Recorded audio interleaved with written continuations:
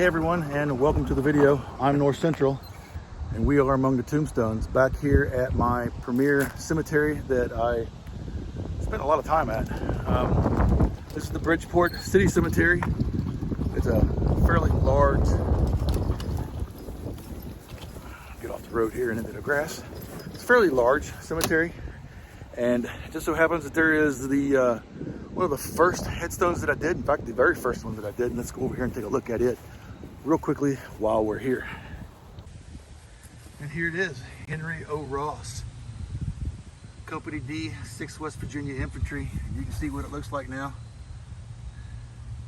I'll put a picture up as to what it looked like when we first started. Now, the top of it still has some stuff on it, but as you can see, the front of it actually looks like a nice piece of marble. Back of it looks pretty nice. Still got a little bit of stuff on it. Probably another treatment. Another little bit of a scrub and another treatment. And this stone right here is going to be looking good for Memorial Day, let me tell you. Just back here from that stone is the second stone that I did here at the city cemetery earlier this summer. Here we go. Veteran Harrison, Company G, 12th West Virginia Cavalry. And it looks pretty good too. Still got a little bit of dead growth on it right there. It is dead. Still need to do a little light scrub with it and another treatment. But as you can see, it is turning nice and white. And it is going to be looking good for Memorial Day as well.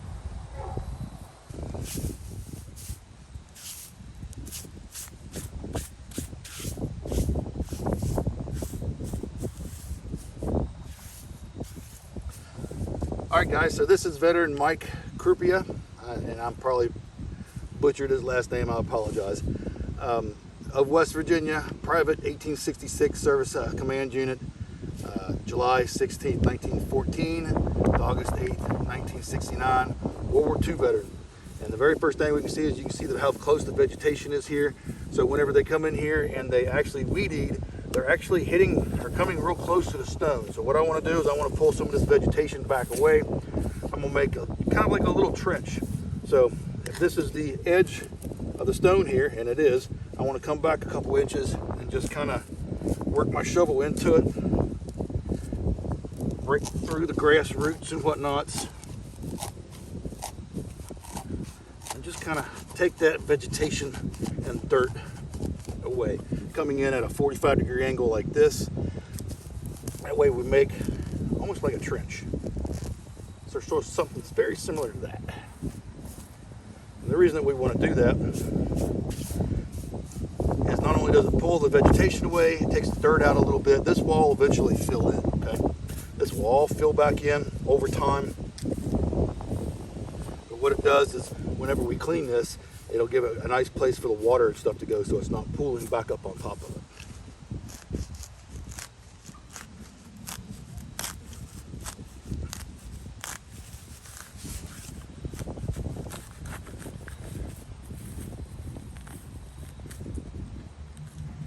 Get all the roots up. And we'll end up putting a little bit of dirt back down inside of it. I don't want to leave a huge ditch around this thing if I don't have to.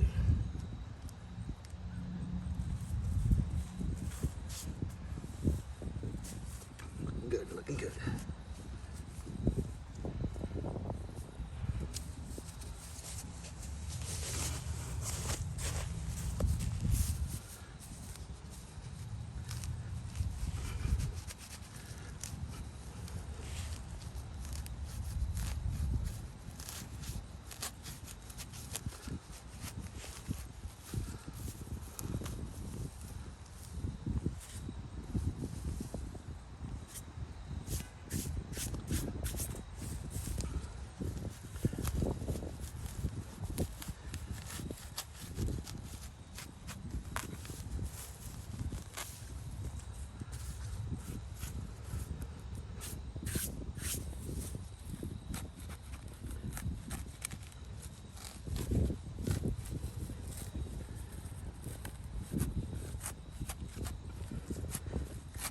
And as always, I'm using my plastic trowel. I don't like to use metal trowels around stones too much. Now this is a granite stone, so even if you hit it with a metal one, it probably wouldn't do a whole lot of damage to it if you just barely hit it.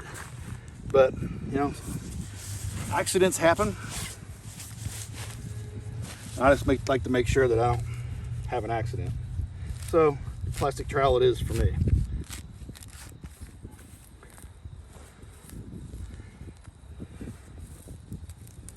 We'll leave the accidents for somebody else.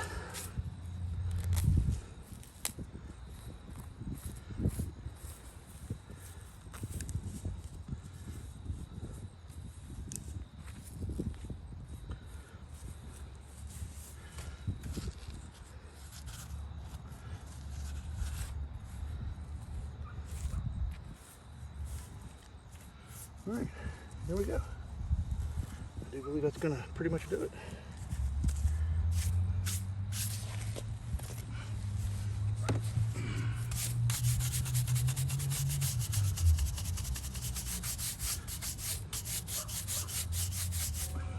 There we go, yeah. All right, well, the next step, of course, is to get this stone nice and wet. Keep it wet for about 10 to 15 minutes.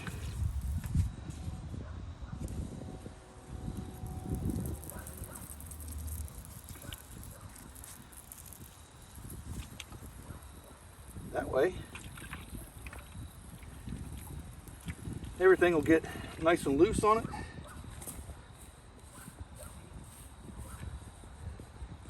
Everything will get pretty loose on it, and we can give it a nice scrub down.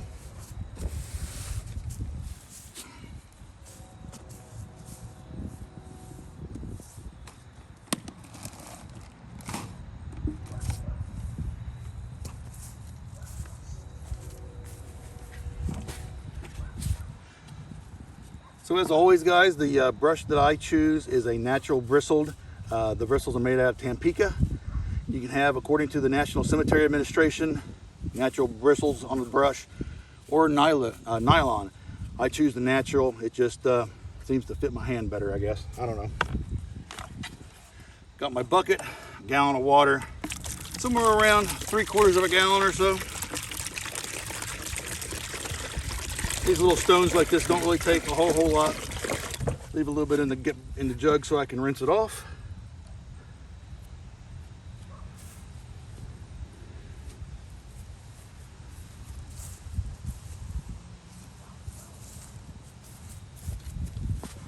And I like to use a soap. And of course, again, the National Cemetery Administration says you can use a pH neutral soap. I choose Orvis. This is a pH of a 9, which makes it pH neutral. And it looks something like this. I just take a couple fingers, something like so, and then put it in the bucket of water.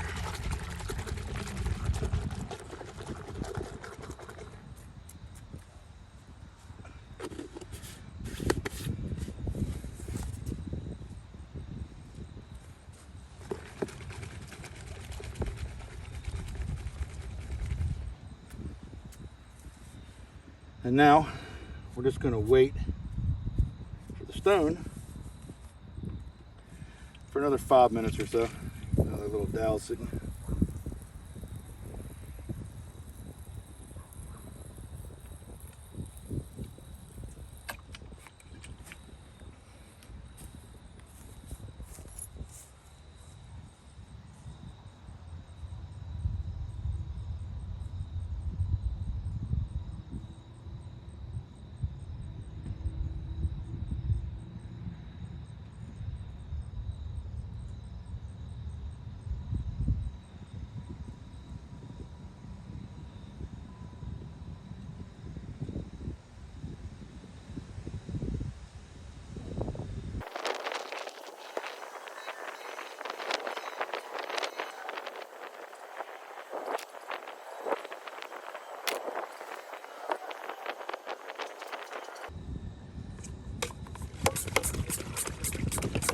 All right, guys, so it's been around 10 minutes or so. I'm going to give this another little wet down here real quick. We're going to commence the scrubbing. So with these stones, even though it's granite, you really don't have to scrub very hard.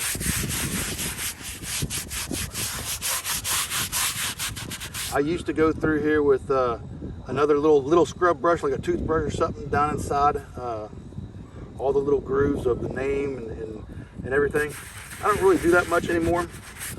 The D2 is really a powerful solution, and all it takes is time. You have to be patient with it.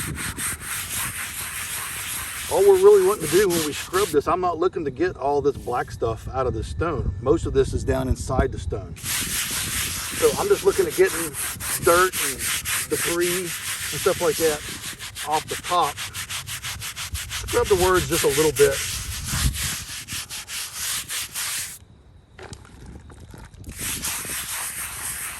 Scrubbing is mostly for the camera and YouTube and you guys. You really don't have to scrub it all that much. The D2 is really gonna take this stuff off. Go ahead and rinse that down. Now you see how the trench worked here. It caught all the water, right? If I hadn't have done that, all this water would have still been on top of this stone. Now, normally in a nice hot day, I would leave this stone to dry for a little while. However, today I'm here a little bit late and the sun is literally setting. So I'm going to take a brush and I'm just going to get down in these words just a little bit and kind of get the water out of them. Because when I put the D2 in it, I don't want the D2 to be diluted in any way. So that's why I do this. Something like that.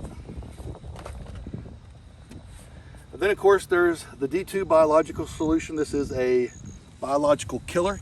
It is, however, also pH neutral. Okay, so it's not going to really harm the environment. It is going to kill biologics, however. So what it's going to do is going to get down into this stone. Now, I did not pre-treat this stone. And that is something that I like to do usually before I come in, is come in a month or two before and pre-soak all of these stones. That's why it's been such a long time since I've been here. I don't have any more stones that I've actually pre-treated, and I need to do that. Just not today. But D2 is really powerful, and it really doesn't take a whole lot. However, one thing that I do is I make sure that I get plenty of it down inside all the letters. Another thing with D2 is they say that if it rains on it before 12 hours after you apply this, that you're supposed to reapply it. So it has a 12-hour dry time, so to speak. There's no rain in the forecast for the next 5 or 6 days, so it's a perfect time to do this today. Don't forget that Wet and Forget has a 5 to 6 hour dry time. So everything's got a little bit of a dry time. So the next thing to do is to put a flag on the gentleman. Now, unfortunately, I don't have any of my flag holders made up. I need to make another batch of them up. I used the last ones a while back. But I do have flags. So he's going to get a flag, and then next time I have holders and I'm up here, I will put one on him. We'll just put that in the ground right there like that beside him. It goes on the left side of him, always on the left side facing the stone. So in actuality, the gentleman, this is his headstone. So his head is actually right here, buried down in the ground, and his feet is down that way. Okay, down that way. That would be east. So he's facing east. Put the flag on the left corner, and on the flat stones, I like to put it at the top left corner. Hey guys, that's another one in the books, and here in a few months, his stone is going to look absolutely amazing. Guys, I want to take a moment and say thank you to my subscribers. Without you guys, you know, I wouldn't be able to do this. If you're new, thank you for finding the channel. If you are not subscribed and you've lasted this long throughout the video, I'm not sure why you haven't subscribed yet. Go on up there and hit that subscribe button. Hit the little bell, select all notifications, go over to the side, give it a nice thumbs up, go down to the comments, leave a little happy face or whatever.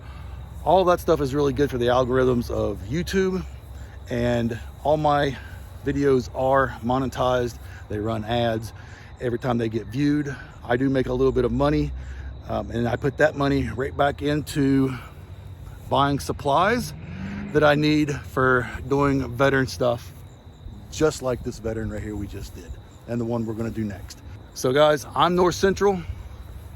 Thank you for your support, and I'll see you in the next one.